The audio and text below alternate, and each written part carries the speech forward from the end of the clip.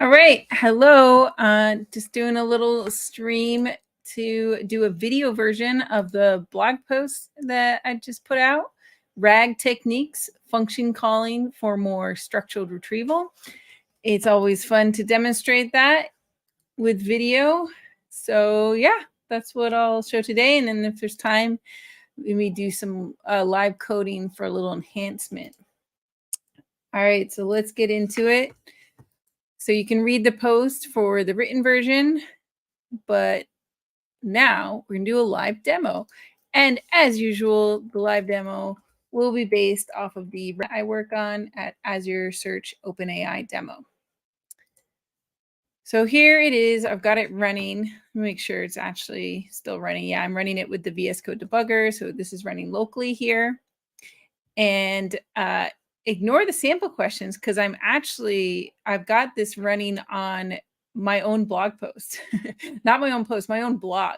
So last week I added my blogs from like the last 15 years on my blog post so that I can ask questions about it, about them. So we can be like, like sleeping strategies. That was a post I had. So let's see what it says if I say sleeping strategies. And you can see a citation. When we see a citation, we know that that is where it thinks it got the answer from. And indeed, these are all sleeping strategies that I still use. And we can click on that and we can see this is the HTML page that it was based off of, the blog post. So cool. All right, so that query worked.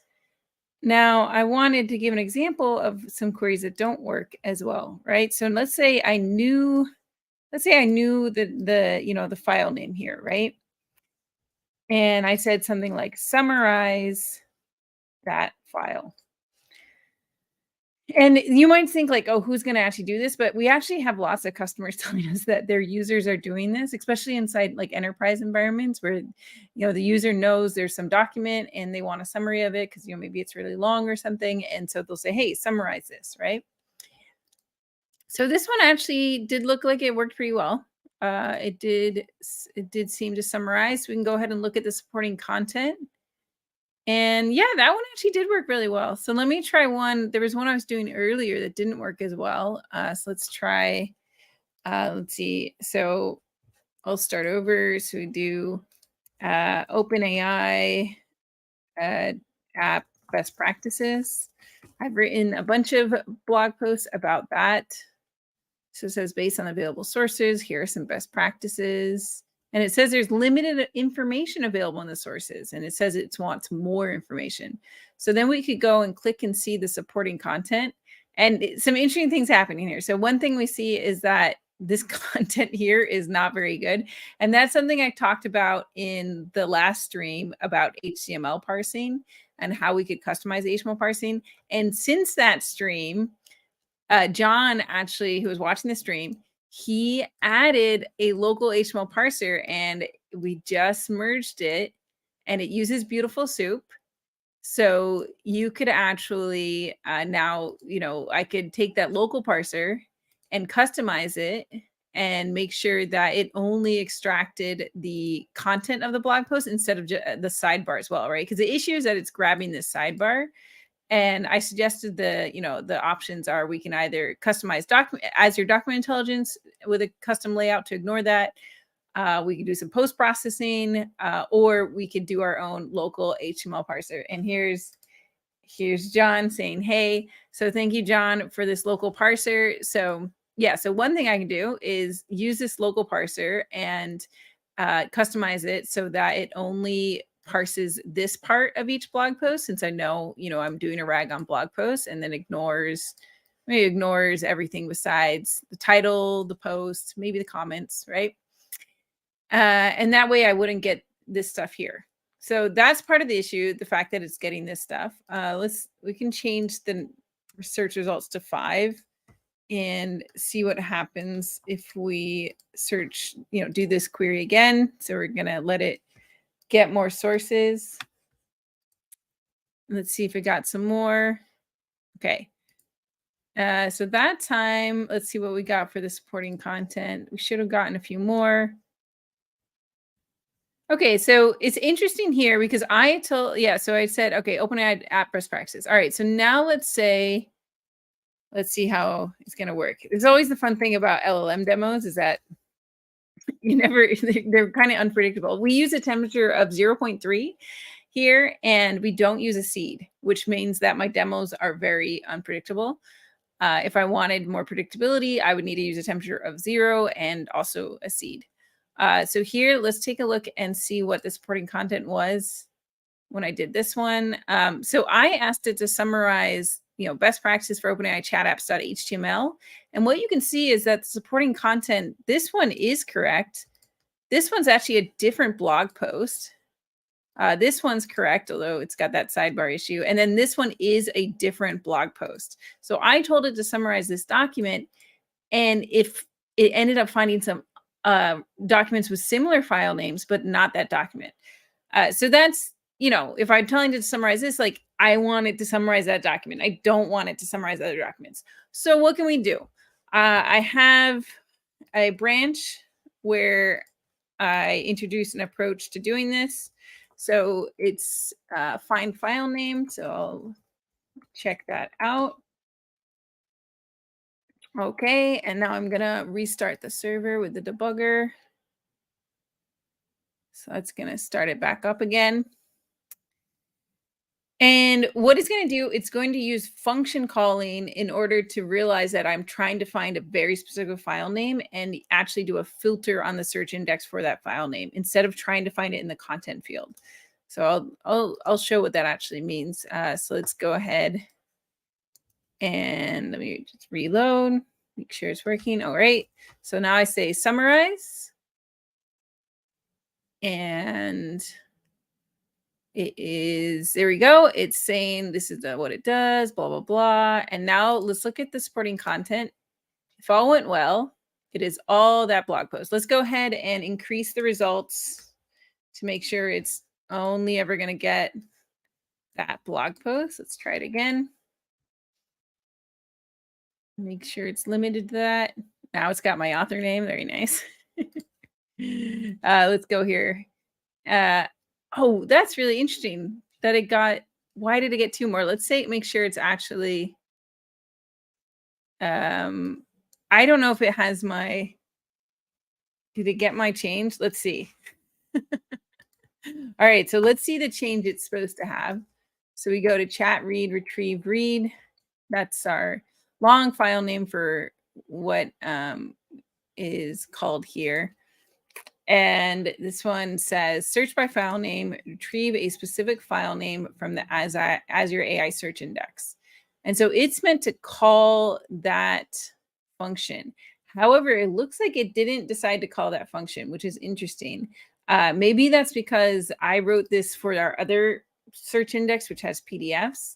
So if I give it, I wonder if I give it more an HTML, if it's going to be more likely to realize that that's a file name. So this is one thing about using function calling is that you do have to do some prompt engineering to try to get the LLM to actually call that function when you want it to be called. Because what I'm trying to do is that I already have this generic function that we call, which just says, oh, take the user query and just turn it into a query string. But I'm trying to use function calling to support more structured queries to say like, oh, if the user looks like they're looking for a file name, then, search by file name. So we could also do some prompt engineering whenever should be called whenever user is specifically describing a certain file name in their question. Okay. All right. Go gadget prompt engineering. And then I'll also just stick a breakpoint in here just so we can get fancy and watch it as it happens to see what goes on. Dun, dun, dun. Why do I decide to do live demos with LLMs all the time? I don't know, because they crack me up. Okay. But they're also really powerful. Like, that's why they're just so fun. Okay. Especially for RAG. All right. So let's see. Summarize. I'm going to reload the page because sometimes what happens is it gets like poisoned by, kind of previous things. So we'll see if I had like bad settings before. All right. So you can see it break in the code here.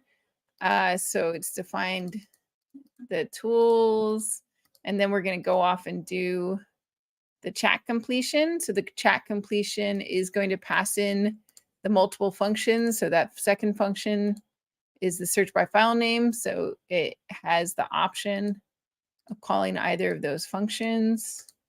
So we're going to get that. Okay. So we can see that went off. You can see down here in the logs, you can see that it went off to the chat completions API. And now we get back the results of that completion. So let's go into this function here. And we see chat completion dot choices 0 dot message.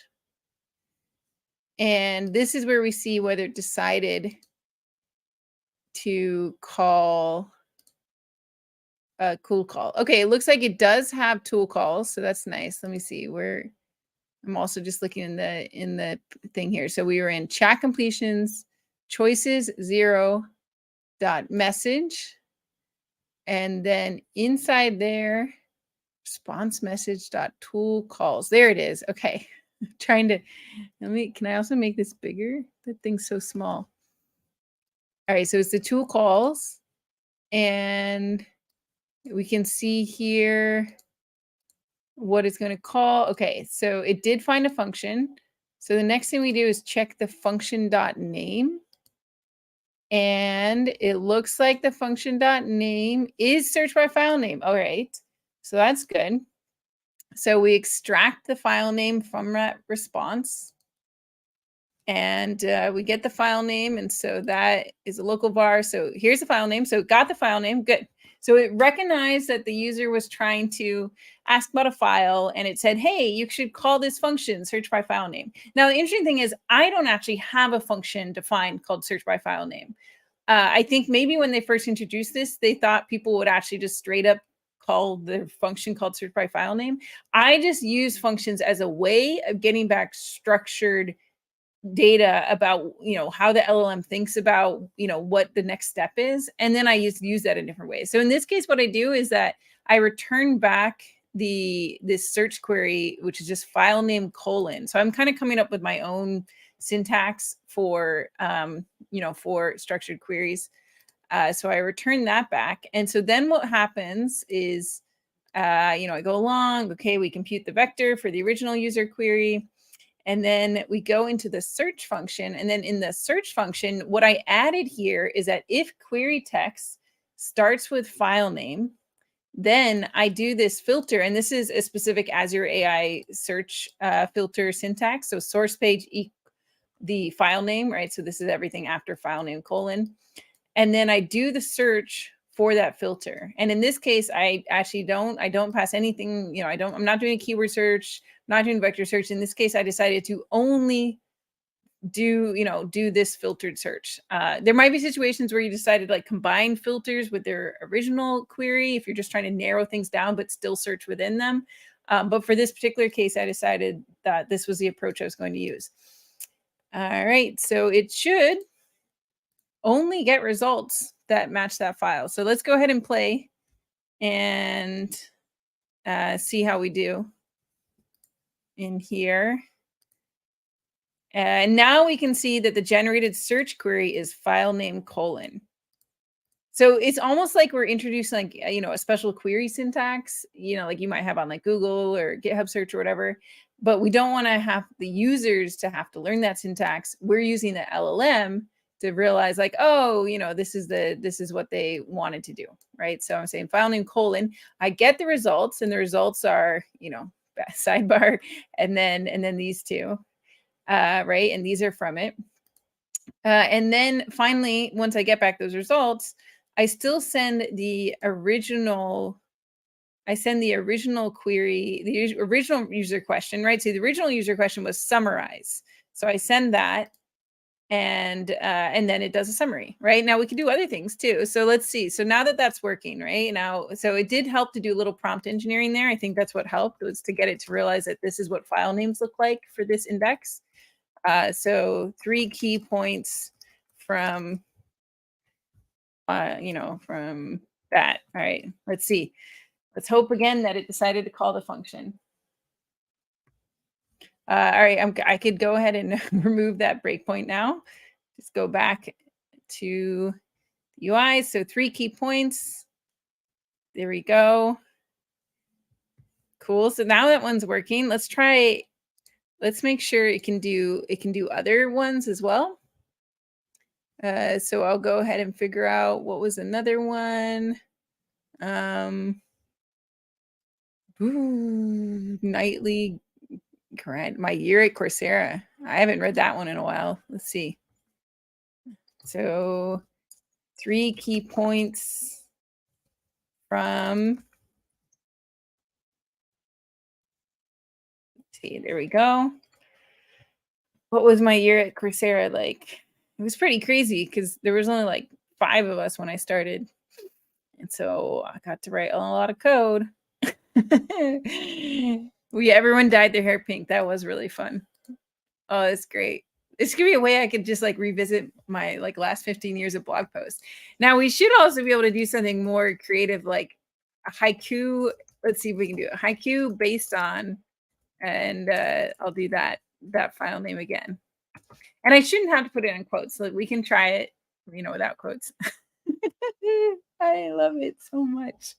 I just want to do haikus based on everything now. Let's try a haiku based on this. Oh my gosh. I'm just going to go and make haikus for everything now. Streaming UI, chat apps vital feature, faster responses come. Oh my gosh. Let's see. I have so many. Oh, this one. This was recent. Okay. Yeah, so we don't need the quotes. Now it's fine. It knows when we're looking at a file name. It can recognize that. Teaching at Berkeley, low pay, uncertain future, back to industry. This is great. Like this is like all blog posts should just be, this level of simplicity. All right. So yeah, so this is working. And the cool thing is that as you're saying, like, we're not just saying it's not working for just summarize, right? It can work for summarize, and that's what lots of people are doing, but we can also, do other things just based off of those results. The idea is that now at least we've narrowed down. And there's lots of things you could use this for. You could, do filters based on time, you could do filters based on author. Like you can just imagine anything that you would, have like a file syntax for like this, you could use the LLM to guess at that, special structured query syntax, and then figure out what you want to pass to your, as your AI search index or your vector database or relational database, whatever you're using to back your RAG. So I think it's really cool and something for folks to use. We have a hi from Brazil. Hey, let's try this. Let's translate. Translate. Let's see if it's going to do this on translate into Portuguese. Let's do a summary of it into Portuguese because I don't want to waste tokens on the entire one because it'd be bad. There we go. Yeah, it's really good.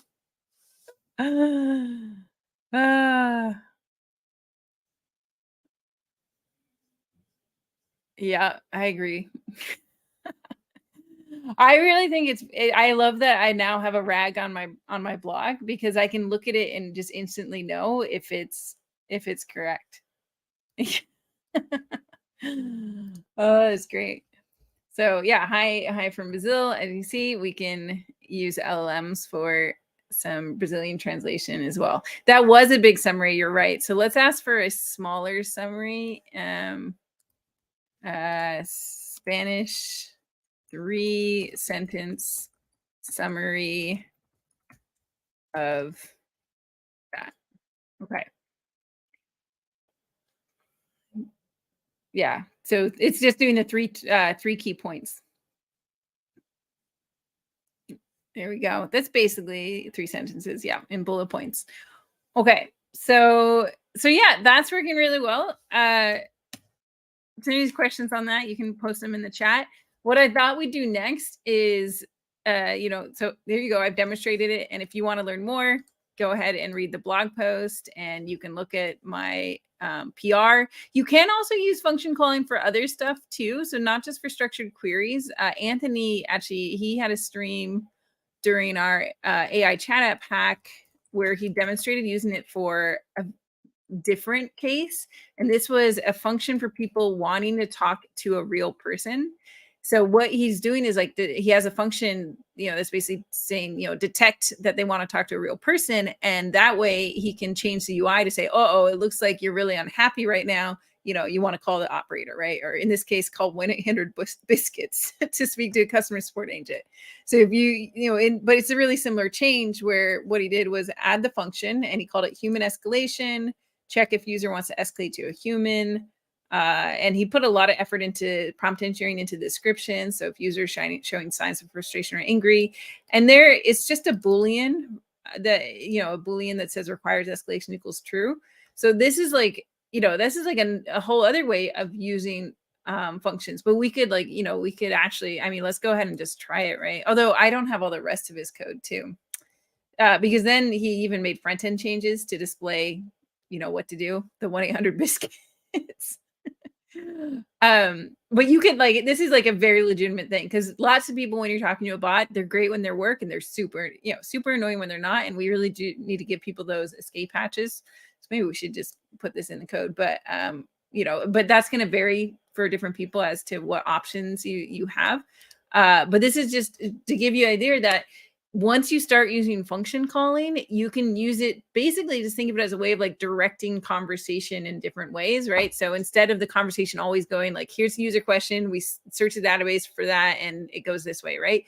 You can get a user question, maybe you decide to escalate, maybe you decide to do a structured query search, maybe you decide to search an entirely different database, right? If you wanted to have support for a different knowledge base, like summarizing issues from an issue tracker, you can have a function like retrieve GitHub issues, right? And when it sees that someone's trying to, summarize stuff from an issue tracker, would call that function. So you can use function calling at the top of your RAG funnel, RAG flow, in order to, go down different paths. So yeah, super powerful. And it's really a technique that should be used more. And I think it's probably is used by a lot of the frameworks like LangChain and Semantic Kernel, but I think they probably either do it a different way or they put, an abstraction layer on top of the idea of function calling. I tend to do everything just with the OpenAI SDK, just so I really understand what's going on behind the scenes. And so that's why I just do everything with the function definition in the tools. So we got some good questions. Thank you. So how to trigger the function? Yeah, great question. All right. So what we're going to do is actually show the rest of the code. So we have, here's the list of the functions, right? So we define our list of functions and then we pass them in to the chat completion. So normally you just pass in messages, right? And that would have your system prompt, any chat history you want to pass in, and then your user question. But in this case, we pass in the tools and we say tool choice equals auto. And so what that does is tell the GPT model that it can decide which of the tools to use. If you want, you can force it to use a particular tool. But in this case, especially when we have multiple tools, we want to, tell it hey, just automatically pick the right one. And that's it. So you just need that tools and tool choice. And actually you don't even need this. This is the default. We just put it there to make it clear. But really all you need is tools. All you need is tools. And then you get back the response and you just have to make sure you parse out the, the answer. So that does take, some additional parsing because normally you would just get back the message and you'd be done. So we have all this additional code that checks to see if it used a tool. Now you can't assume that it's going to use the tool because as we've seen, it doesn't always decide or function. Like a function is a type of tool. So you'll see them used interchangeably. It doesn't always decide to call the function. So when all else fails, you should just fall back to the original user message. But if it does decide to call a function, then you can do something with it, right? All right, so that was a great question. So John asked, does this scale well if it's being sent with every prompt? So that's a good question. So that's another point I make in my blog post is that this is going to increase the size of your input prompt, right? The number of tokens in your prompt, because all of these are tokens. So if you added lots and lots of functions, then you would be using up more tokens. I mean, I think this is a fairly low number of tokens here. It's probably 30, just looking at it. I'm slowly able to like start just counting words instantly. But it's a fairly low number of tokens, but it still is, it is an increase in tokens. And if you do add, more and more functions, you're adding more to your prompt, which is meaning you're spending more money, potentially also affecting the performance. So I think there's like a sweet spot for number of functions. Anthony talked about this in his stream, that maybe like 5 to 10 functions is a good amount, but not more than that. So you have to do some experimentation to see, and you have to consider the costs and whether it's worth it, right? Like those additional 30 tokens or whatever, is it worth it to have the ability for the call to function? Also, the thing to keep in mind is that as you add more functions, it's going to have a harder time figuring out which function to call, especially if they're similar to each other, right? So you want to make it super clear when a particular function should be called, and you want to try and make them be fairly distinct from each other, right? So once again, we're getting into prompt engineering here, right? Like, what do you call the function? What do you put in the description? What do you put in the parameters? All of those are going to affect whether the LLM decides to call that function. So you got to do some prompt engineering and set up some evaluation and see how it's working. All right. Yeah, and then John asked how's the automatic option work, but then also said he figured it out. But it just tells the LLM it can use anything. So I would assume that behind the scenes that the GPT API is telling the LLM, here you must use this one, or here you can use any of them. All right, great questions. So what I thought I would do next is that here, we have some time. We could do a little live coding. So right now, this is defining everything using JSON, but you can actually, because this is basically the JSON of a Pydantic schema. So we should be also able to use a Pydantic class. So I thought we could try. Maybe we can even, I actually am not that used to writing Pydantic classes. So if you don't know what I'm talking about, so Pydantic, let me open it over here. Pydantic, here we go. Pydantic is a data validation library, and it is used by the OpenAI SDK. And it's a way of adding types to your library. These days in Python, we also have data classes. We've got typed dicts. There's various approaches to, declaring a kind of type, but Pydantic is really popular, particularly because it is used by Fast API. So people using Fast API are quite used to it. And it is what the OpenAI SDK uses. So it plays pretty well with it. Like, I think if we look at this, right, this is a type from the OpenAI SDK. Oh, let me try and get to their types. Okay. All right. Well, you can just go to the OpenAI Python SDK and like look up like this one in their code. Oh, and they're actually inheriting from typedict. Okay, that's interesting. All right. I wasn't sure if they were inheriting from base model or typedict, but they're inheriting from typedict. Okay, so I'm saying there's various ways that you can define these models. The Pydantic docs do show using base model, but they do validation as well if you declare it with typedict. And it looks like that's what more people are doing these days. So all the OpenAI types are declared in a way that can be validated by Pydantic, and we should be able to convert this function to a Pydantic or just to a typedict. So let's just try this. Okay, so I want to convert to, I'll just right click and tell it to convert to typedict. Let's see how Copilot does with this. Convert to a typed dict above, right, and put it above. Let's try it out.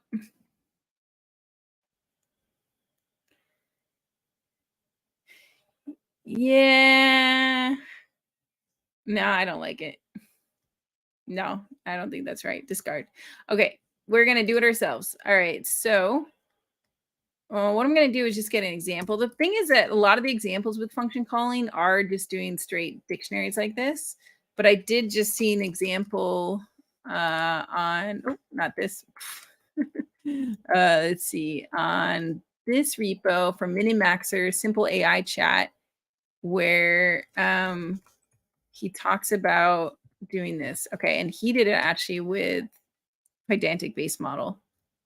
All right, so you see, he's saying this is a way you can declare the schema for your function call. So you see each of the fields and you see a description of it, and they've got types. So we should be able to do that. So I'm going to do class, and it's going to be search sources.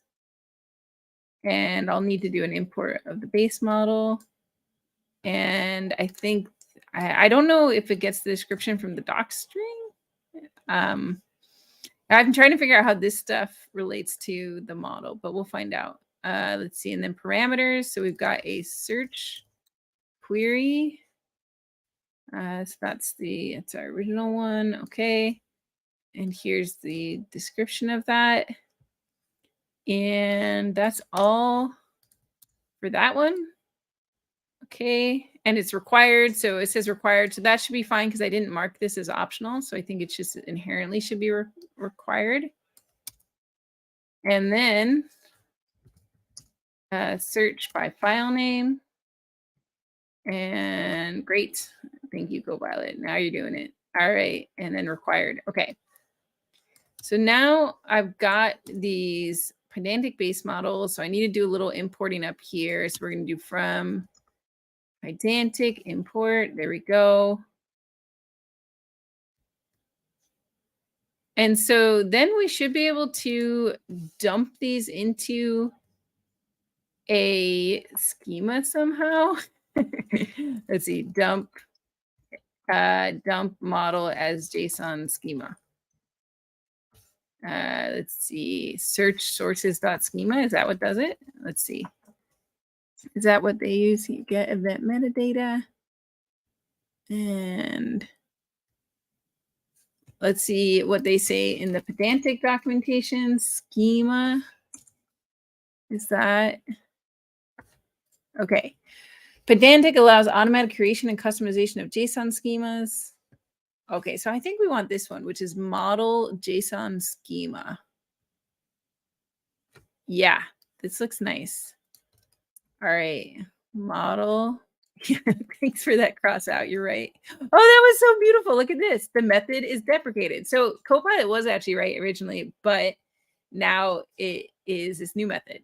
So that's why I like using Copilot in combination with VS Code extensions, because it's like, well, Copilot gave its best shot, but unfortunately that's deprecated. And now we're going to use this. Okay. So we're definitely going to use the debugger when we check this. All right, so that's pretty cool. Let's see if this works. So let's go ahead and put a breakpoint there and then restart the debugger. And you can say in the chat whether you think the JSON is prettier or the Pydantic. We could also try the typedict next because some people don't like having to use Pydantic models. It looks like we could use typedict as well. Oh, I have to figure out how to get it to a schema. Finding out. Okay, so here we go. And then I can write whatever. Hi. Sleep strategies. Okay. Go to. All right.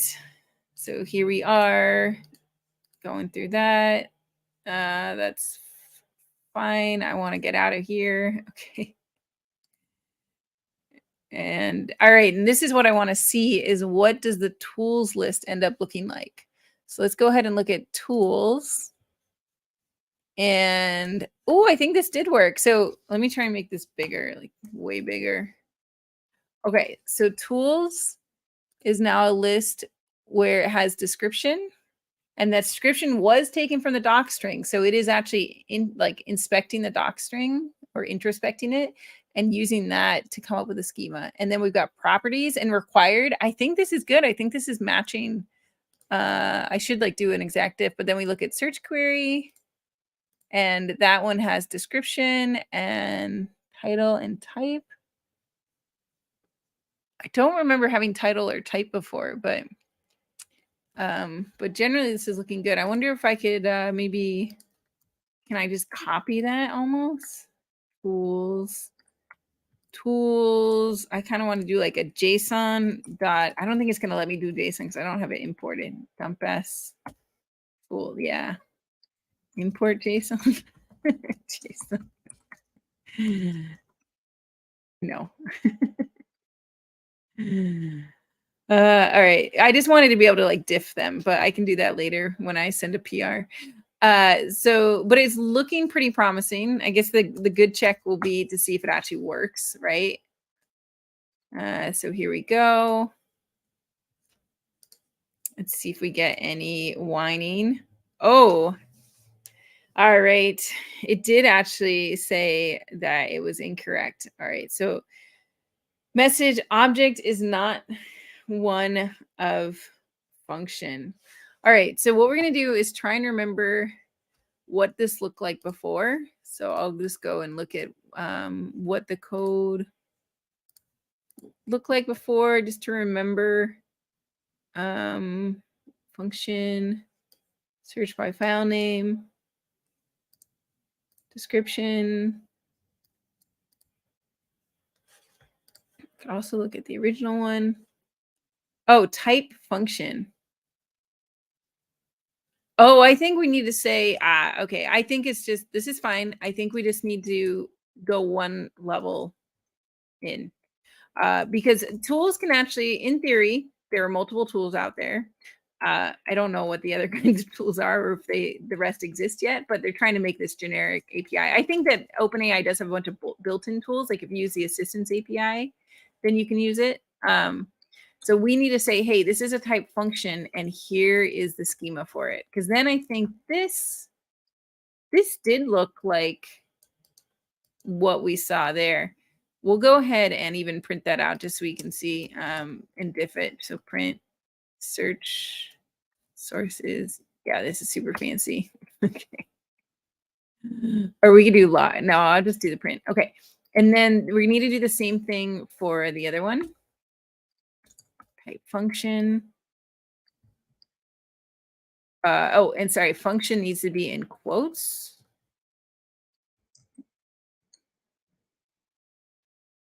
Yeah. All right. Okay, so that's looking good. Let's try that again. Let me start the debugger.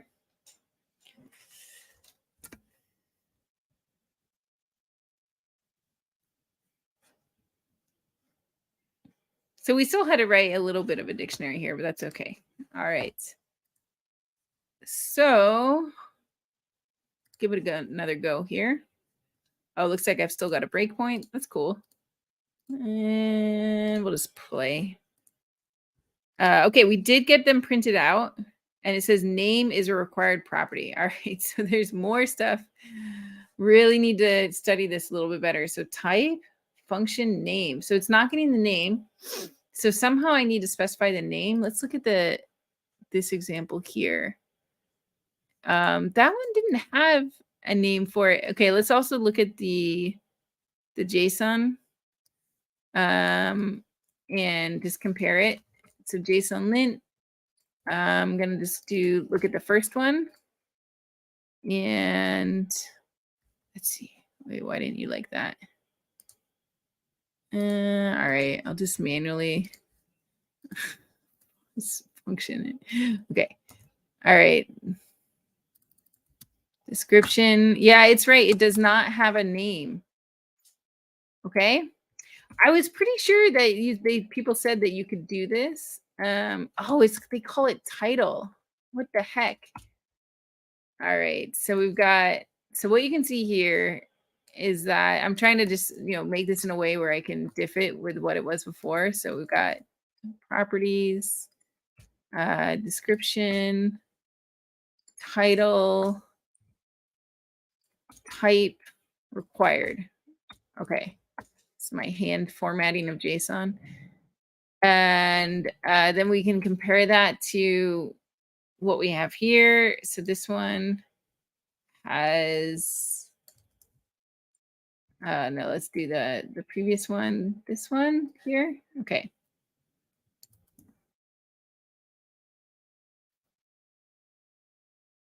Okay, so what we see, yeah, there's a few differences here already.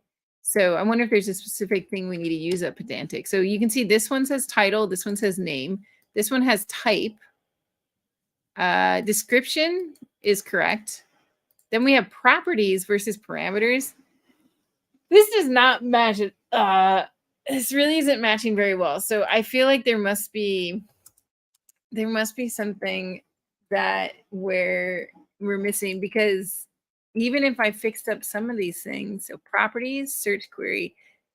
Okay, so this one has just like properties as the top level key, whereas this one has parameters. Okay, maybe we have to go one level deeper, because look, yeah, we have to go one level deeper. Okay, all right. We keep going deeper. All right, so it's going to be function. I'm beginning to lose hope in this. No, so it's name, and then even the description actually. So I'm going to have to repeat the description, and then parameters. So it's really only going to be useful for the parameters. And then the parameters, because the parameters look like what we're getting from, no, it's just the whole schema. The parameters look like the whole schema.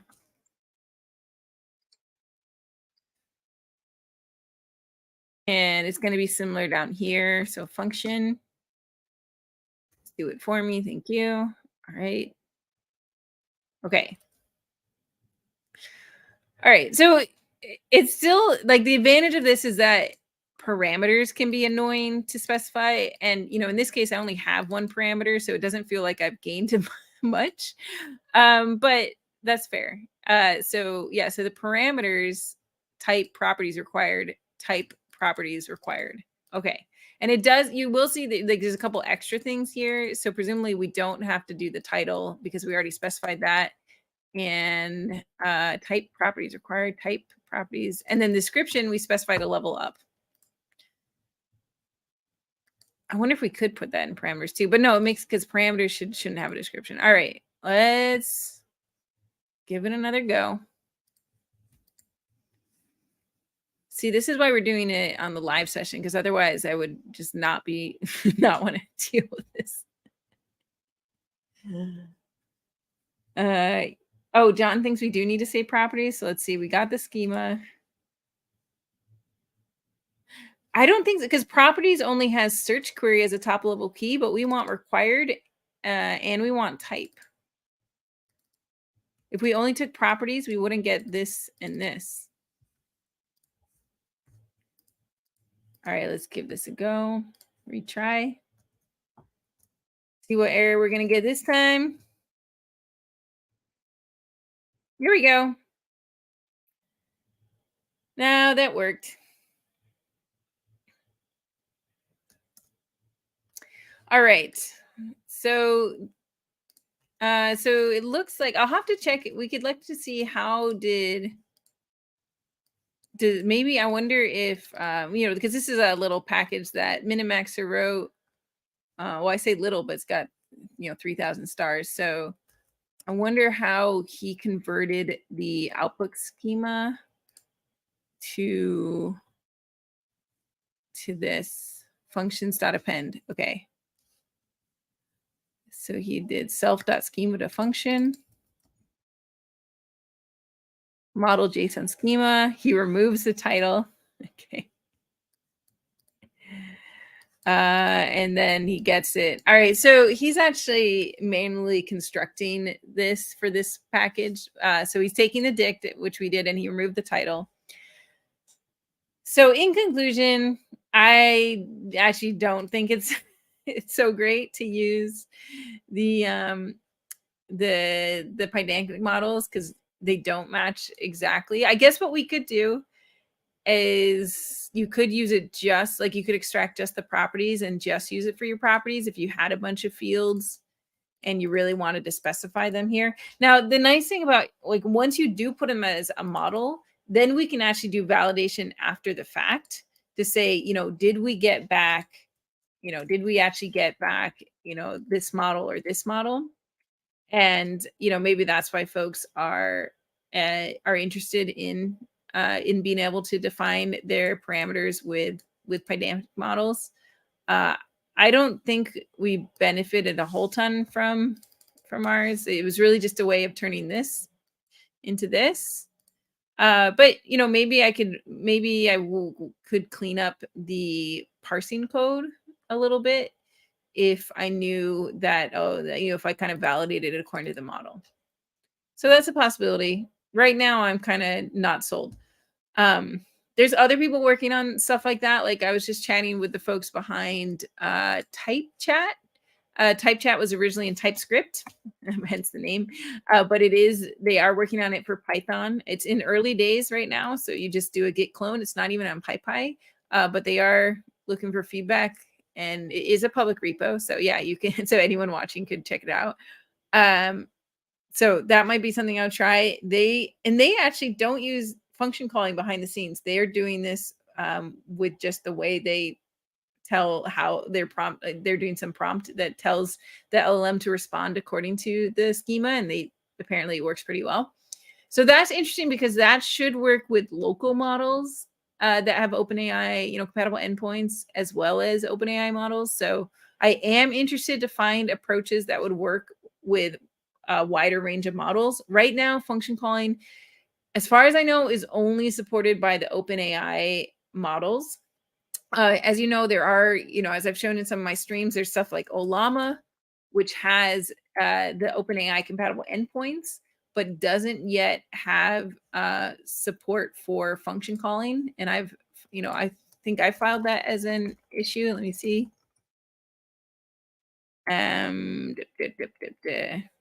Or at least some people want that, right? So OpenAI compatible function calling. So yeah, so that it would be compelling if we could do stuff like this, because we just want structured responses. We want the LM to realize, like, hey, I want you to decide when should you do this thing versus when you should do this thing. And that's what I like about function calling. It's a way of extracting this kind of structured decision from an LLM. But function calling, doesn't have to be the only way of doing it. And there are folks experimenting with different ways. There's also, if you're interested in local models, there's outlines is another one for structured output.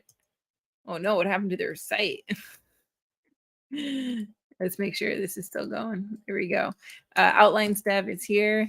And then the other one I was playing out was guidance, which is from Microsoft. So those are all around the idea of structured output. So outlines, guidance, and type chat do not use function calling behind the scenes, but they do have the idea of producing structured output. I like function calling. It works, pretty well. And I actually find it's pretty easy to specify. As we've seen, if we want, we can replace this with a little bit of, Pydantic model. But it's, this is pretty easy to specify, I think. So there you go. That was our experiment. So yeah, so I think we've seen a lot here. And once again, you can read the blog post for my written explanation of how to use function calling for more structured retrieval. All right. And that's it. I got to go do some laundry. Bye. Thank you for joining.